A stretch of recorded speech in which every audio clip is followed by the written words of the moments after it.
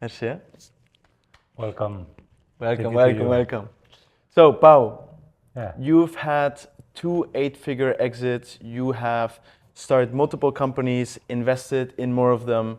What has been for you the key to scaling a successful business?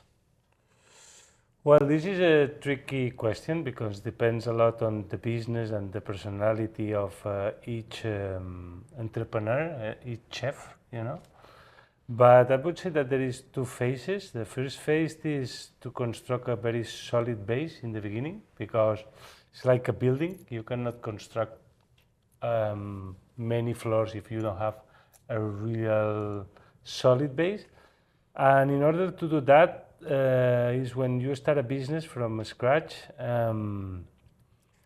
First of all, it's a lot of energy, a lot of passion, and the attitude maybe is one of the most important things. So these typical things that we always hear that never surrender, always push, optimism, and these kind of things. And then if you do all this first phase properly, then you have to transform yourself. So because you start doing everything, but you are not good doing everything. So then you realize what you are good at. You hire people that is good with the things that you are not. And this is the first learning process. And the other is to give to that people freedom enough to execute, to fail, to learn as you did before. So never forget your first process because people is going to start from scratch also. And then also be very informed about what is your competence doing, how you can grow. So a little bit be more obsessed about your environment and what surrounds you that from the inside of the company that is the beginning. The beginning you are very obsessed of how I need to build, how I can be solid, and when you want to scale is now how I can sell this, how I can grow faster. So I would say that these in general things used to work, but always each personality and each kind of business would have its own special tricks or. And so, what do you think is one of the most important things in this initial phase before you can actually really take your business to the next level and build the very high ceiling building? For example, in one of your startups with Royal Renders, what I saw is that, first things first, you prioritize revenue, right? Even though maybe you want to get here, the thing that will actually get there beyond, maybe the solid foundation is actually the money that must be prioritized at the beginning.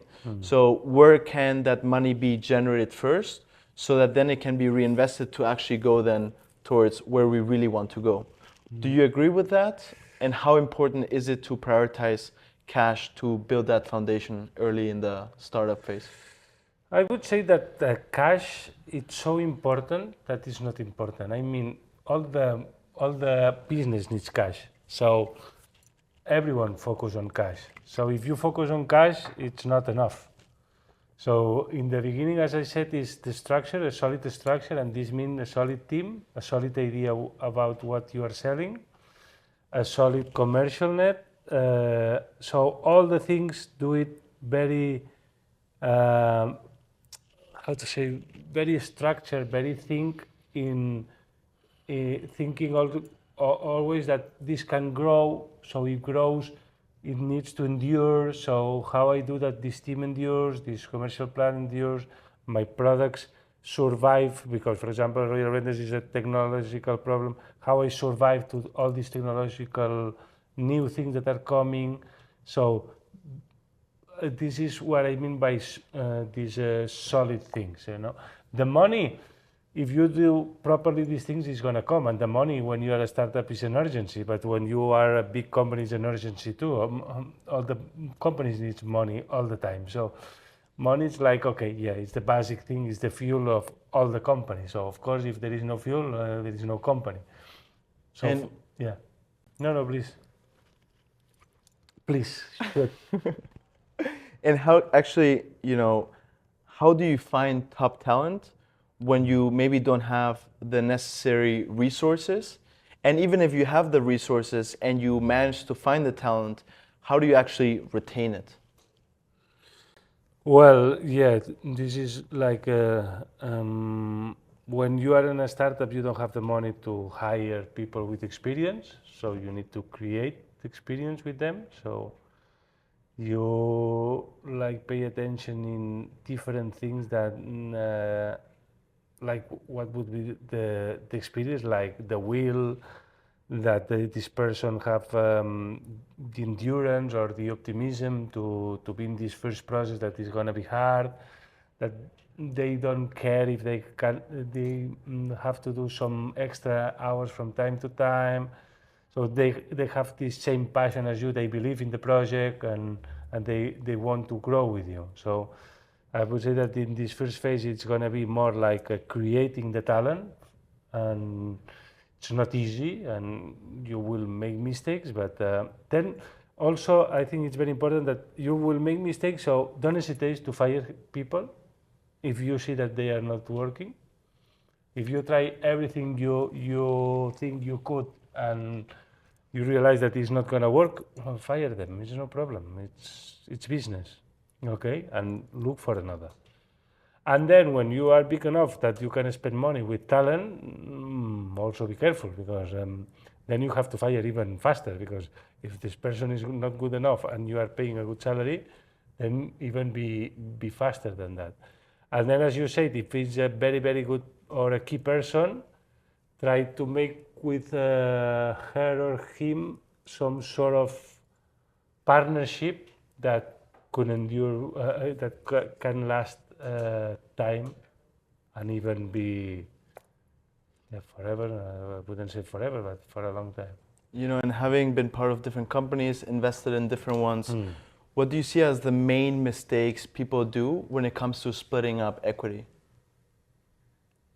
Splitting up means with someone that they hire. Yeah, sharing equity, right? Like maybe between co-founders, there's a conversation around how much equity this person gets versus the other one. What are some things to keep in mind? Equity normally it's to give a part of the company, and you just can give a part of the company if it's or someone that is saving your ass, and you just can sell a part of the company in order to have the money to make this company grow, or a strategical partner. But if it's a worker, careful, because there is another formula that can work, give them like participation of the benefits or things like that in the beginning, because if then they have equity and in some point the relation doesn't work, you have to pay them in order to take them out, and this is a difficult process. So be very, very sure to whom you sell a part of your company. And last question, if you were to start a company from scratch. Not again, please, but okay. Not again. No. Right? Or maybe you go back to the PAO, starting the first company. What's that one piece of advice you would give to this person with all the experience you've now accumulated over the years?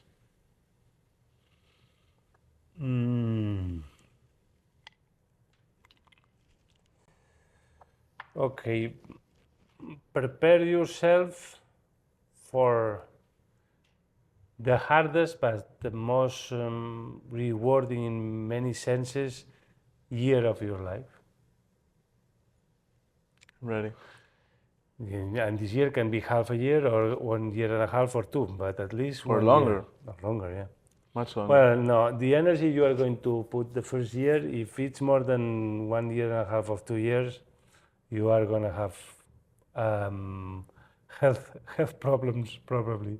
Which is a whole different conversation. And actually, one of the things I'm trying to do now to keep my sanity is that, I'm always super, I try to be as productive as I possibly can. I try to squeeze in, work where there's actually no possibility of even doing more things. And to the point where, trying to be as productive as possible, I was even working the moment I woke up because I knew that the brain produces gamma waves and it induces a perfect state of flow.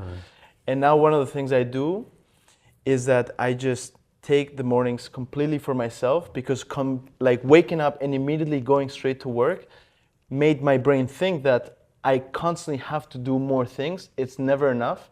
And I even got a feeling that even if I now had all this free time, I would still not use it because my brain would still feel like I need to do more. I need to do instead of just be sometimes and take time to be with myself. No, there is a lot of things, but how long have you been like in this intense process? Since 2021. But always been the same intensity? 2022.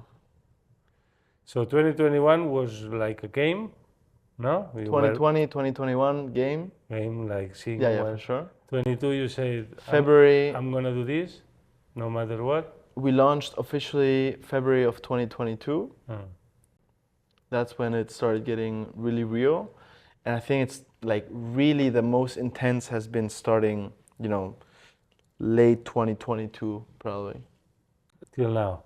I mean, it's just because I look back and I'm like, I was just a baby, like what was I even doing? But yeah. Well, as you can imagine, there is a lot of phases in this process.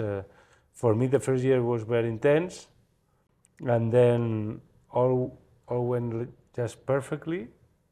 And then 2 years later, I bankrupt, so I have like to start over.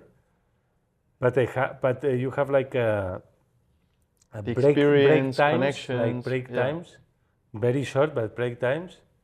But then in the year 5th, I end up in the hospital for healthy problems, and the doctor said me, you are too young to have these stress problems, and then that is when I realized. And so what would you say to a founder that is close to burnout? Maybe this person's already burnt out or just constantly in an anxious state.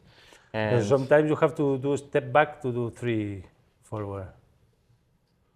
So what works for me is like I go out completely alone, I break with everything, I recharge, and then I go back like powerfully enough.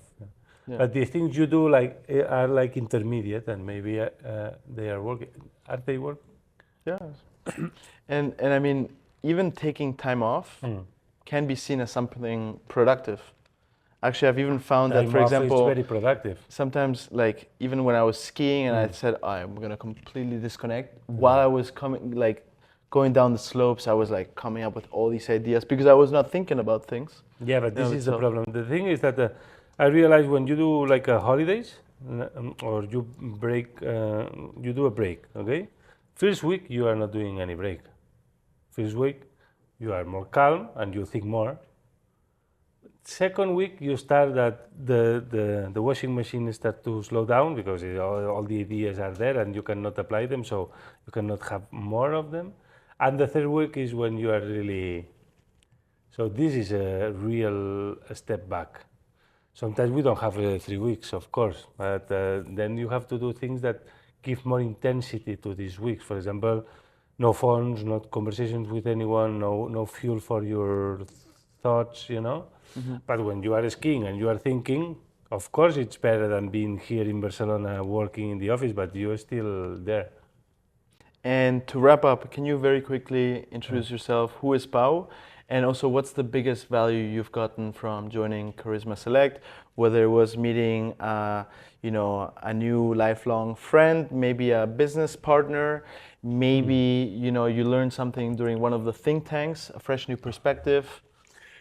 Okay, well, I am an entrepreneur in the beginning. Now I became an investor, but I think I'm going back to entrepreneurship. I thought you were officially retiring. I don't know. I'm in a phase of my life that now, for example, I'm gonna leave 3 weeks to do this thing I told you, to like reset and see where I wanna go, because it's not clear. But yeah, I'm always like changing my environment. And so now I lived 7 years in China, Then I came back, then I become an investor, now I'm investing, and yeah, more or less this is, basically I'm an adventurer and I like to do things and I have fun creating things, companies or helping people to create companies. So this is basically me. And Charisma, I joined Charisma because I miss this energy that entrepreneurs and this kind of people have. And because when you are like an entrepreneur, normally you are very alone because you cannot talk about your problems with the people that work for you. So, and you cannot speak up. If you are in a company and you have a problem and you are a worker, you can talk with your manager or something. If you are an entrepreneur, there is no one there, so you talk just with your own. And then at least there you could talk with people that have similar problems or at least are in a situation you've been. Or so this was one of the first things why I joined. And what I found at the end is connections that are very important for our sort of people, and ideas. And the ideas from people or ideas that we could like have synergies and so on. So for me, this is why it's important Charisma, because from time to time I get some, like small treasures that I can use For example, with Santi or someone else, you started like yeah, a with new. Santi, we are doing already projects together. I think with Vincent, we are going to do soon enough. I know that Spencer, that is my partner, also is getting a lot of synergy. So yeah, it's a thing that if you pay attention, you can get a lot of profit from it. Yeah. Amazing. Super grateful to have you Great. in this journey. Thanks to you, man. Always bringing good, laid back vibes. I love the informality as well of things. You know, I don't think business nowadays should be so serious. You know, and I think at the end of the day, in our community, what we try to attract is people that see life and work almost, you know, as one, not because they're workaholics necessarily, but because they enjoy the journey of creation. They're building things that fill them up, you know, and I think you're a great example of that. Thank you very much. And thank you for everything. And good luck, man. Thank you. Thank you.